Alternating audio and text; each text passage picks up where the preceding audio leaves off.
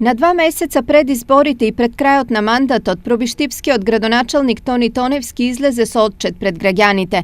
На пресконференција Тоневски се пофали со реализирани над 160 проекти. Најголемите инвестиции во вредност од над 205 милиони денари беа во подобрување на патната инфраструктура.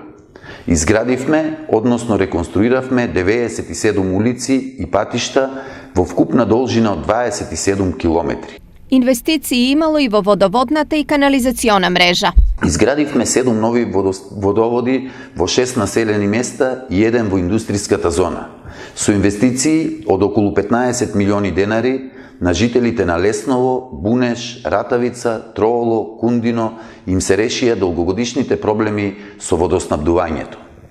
Во овој момент се гради и нов водовод и нова канализација за жителите на Неокази. Од останатите проекти Тоневски ги издвои.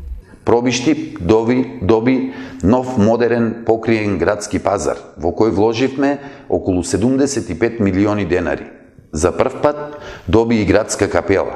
Покрај постоечкиот, Пробиштип го добива и секундарниот градски плоштад, за чија изградба обезбедивме донација од 12 милиони денари.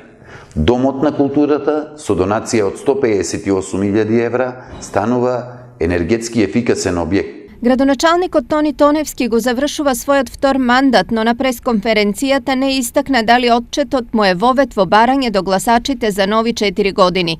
На пресот на градоначалникот Тоневски денеска немаше реакција од ниту една опозициона партија од Пробиштип.